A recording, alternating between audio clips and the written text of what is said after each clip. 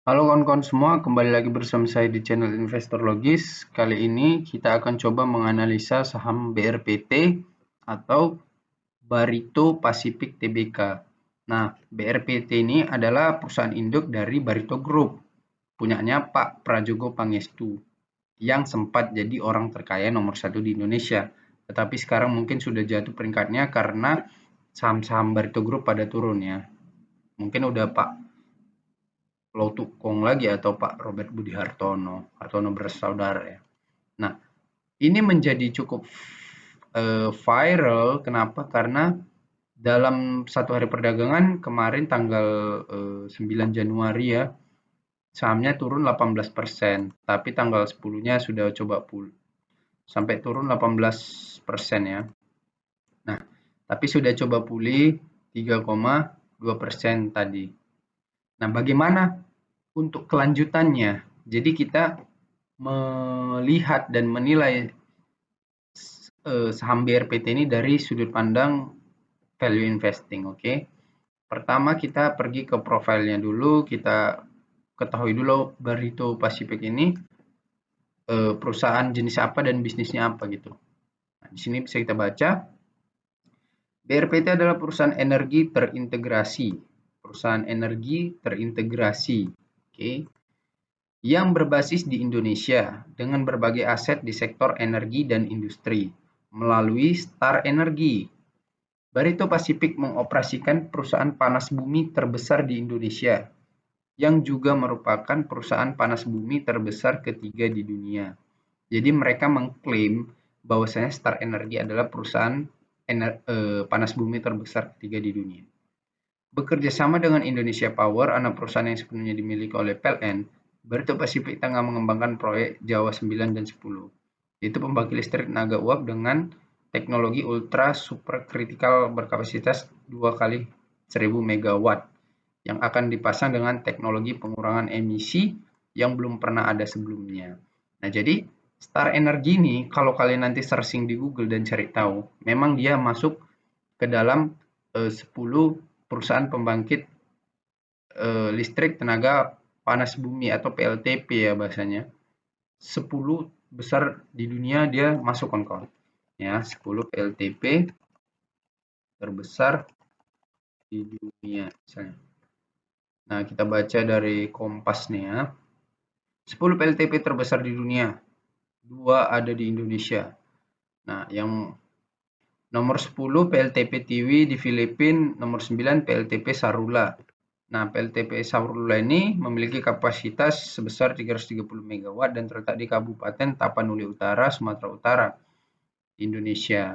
Nah, PLTP Sarula ini saya baca-baca lebih lanjut, ini sudah dibawa perusahaannya PGEO, Pertamina Geothermal Energy.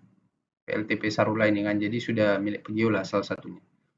Kemudian, nah ini PLTP Salak Indonesia. Nah inilah Star Energy itu. PLTP Salak terletak di Taman Nasional Gunung Salak, Kabupaten Bogor, Jawa Barat, sebagaimana dilansir dari Kementerian SDM. Pembangkit ini terintegrasi dengan PLTP Kamojang dan PLTP Derajat Kamojang Power Generation Unit. Nah, saat ini Star Energy Geothermal Salak tengah berupaya meningkatkan produksi energi listrik PLTP Gunung Salak dengan membangun binary geothermal power plant. Nomor 6 di Filipina, Island, 4 Filipina, 3 Meksiko, 2 Italia, 1 AS ya, Amerika Serikat. Nah, inilah dia PLTP Salak Indonesia. Inilah dia Star Energy itu. Nah, jadi inilah PLTP-nya. Nah, jadi itu yang diklaim BRPT ya. Tapi mereka mengklaim ketiga di dunia. Kalau ini sih dia ketujuh ya dari berita di Kompas.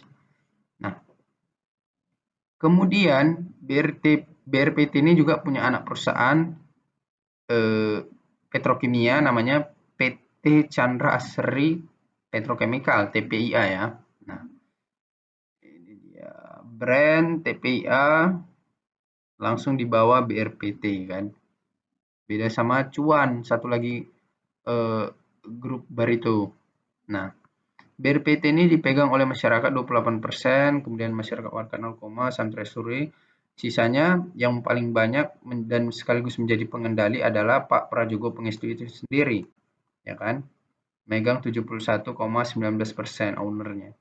Kemudian BRPT sudah listing sejak 1 Oktober 1993. Jadi umurnya sudah sekitar 1993. 30 tahun ya. Sudah lama juga, sudah senior. Nah, Presiden Komisarisnya Pak Prajogo Pangestu itu sendiri, kemudian Presiden Direkturnya Agus Salim Pangestu. Ini anaknya ya. Nah, kalau kita lihat dari sisi aksi korporasinya, kalau dari segi dividen, jelas BRPT ini bukan saham dividen. Jadi kesimpulan yang bisa kita tarik di awal adalah orang yang berinvestasi atau investor yang berinvestasi di BRPT ini bukanlah seorang dividen investor. Kenapa? Karena dividennya kecil dan mereka tidak rutin bagi dividen. Itu logikanya kan? Oke. Jadi kita clear dulu, yang masuk ke BRPT ini sebetulnya orang yang mengharapkan dividen atau enggak? Jawabannya enggak. Pendekatannya adalah capital gain approach. Jadi pendekatan mengharapkan keuntungan dari capital gain, kenaikan harga saham ya.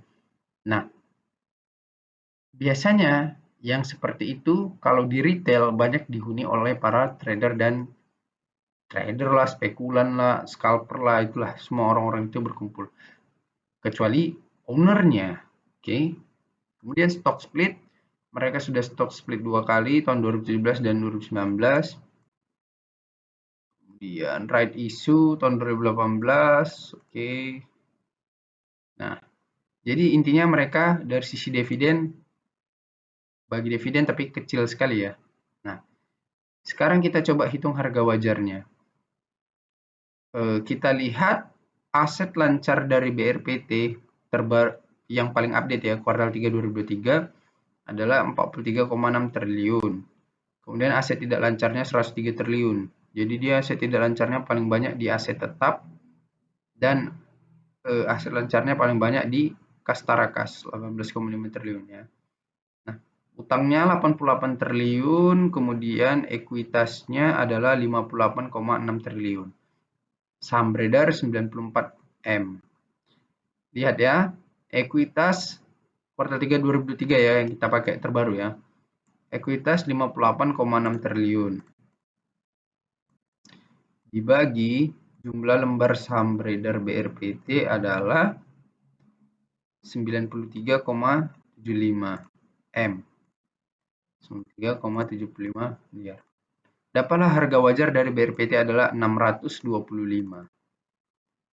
Nah, harga wajarnya 625.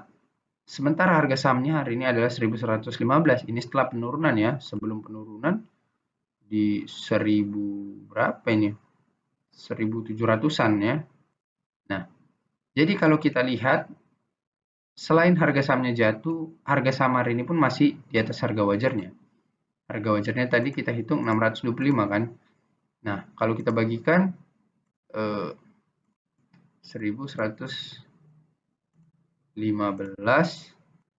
dibagi harga wajar 625. Masih di PBV 1,7 kali.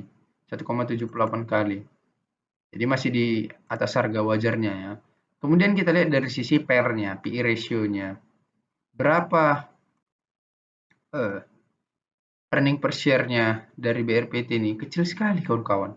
Kuartal 1 cuma 3,72. Kuartal 2 1,14. Kalau di total ini paling 5 lah ya. Kemudian tambah 1,06 kuartal 3. Cuman 5, 6. 6 rupiah cuman EPS-nya. Sampai dengan kuartal 3 2023. Kalau kita bagikan 3 dapatlah 2. Maka rata-ratanya adalah 2. Ya kan? Kita asumsikanlah kuartal 4 2023 dapatnya 2. K8 lah laba per saham. Laba per saham 8 rupiah, harga saham 1115. Berapa pernya itu? 1115 bagi 8. 139 kali kawan-kawan. Jadi itu artinya apa? Kalian butuh 139 tahun untuk balikkan modal jika kalian investasi di Beritu PRP ya butuh 139 tahun. Karena kalian kalau beli di harga sekarang 1115 pernya 139 kali kawan-kawan, mahal sekali. Perusahaan sebagus BC aja pernya itu masih 20-an kali kawan-kawan. Ini 139 kali. Sementara dia dividennya juga kecil gitu. Jadi sebetulnya apa yang diharapkan investor gitu kan? Investor retail. Ya pasti spekulasi, bahwasanya harga sahamnya akan naik gitu. Harga sahamnya akan naik tapi dasarnya bukan fundamental bisnisnya gitu kan kawan. Karena kalau kita lihat pun labanya biasa aja labanya gitu. Misalnya kan kita lihat laba tahun 2022 502 miliar cuma. Kalau kuartalannya kuartal 1 802 M, kuartal 2 400. Kita anggaplah 1,2 T tambah 2 T 1,4 T 1,4 T bagi 3, maka rata-rata 460 M tambah 0,46, maka kemungkinan labanya di sekitar 1,8 sampai 2 triliun lah. Laba 2 triliun kawan-kawan, market cap-nya 104 triliun, jauh sekali kan, sudah mahal sekali gitu. Itu kenapa saham-saham dari Barito Group ini cukup berbahaya juga, gimana ya, maksudnya kalau bubble-nya pecah gitu, dia balik ke harga wajarnya, turunnya kan jauh sekali tuh. Gitu kan kawan. Jadi menurut saya alasannya cukup jelas kenapa ketika harga saham Barito Group itu jatuh, IHSG cukup terasa gitu karena market kapitalnya besar sekali kawan-kawan. Oke kawan-kawan, itu saja yang bisa saya sampaikan untuk analisa saham BRPT ini. Semoga bermanfaat dan terima kasih. Thank you. Halo kawan-kawan semua, untuk kamu yang belum mengetahui tentang investasi saham sama sekali, alias dari nol, tetapi ingin menjadi tahu dan membutuhkan bimbingan pengetahuan, di sini saya sudah menuliskan e-book yang dapat membantu kamu untuk memahami tentang investasi saham dan langsung praktek menjadi investor saham. Untuk kalian yang berminat, silakan hubungi WhatsApp di bawah ini ya. Untuk kamu yang sudah paham tentang dasar-dasar investasi saham, tetapi belum memiliki teknik analisa dan pemahaman untuk menciptakan portofolio investasi saham yang santai tetapi menguntungkan dan membutuhkan pengetahuan itu, di sini saya sudah menuliskan e-book untuk membantu kalian ya kawan.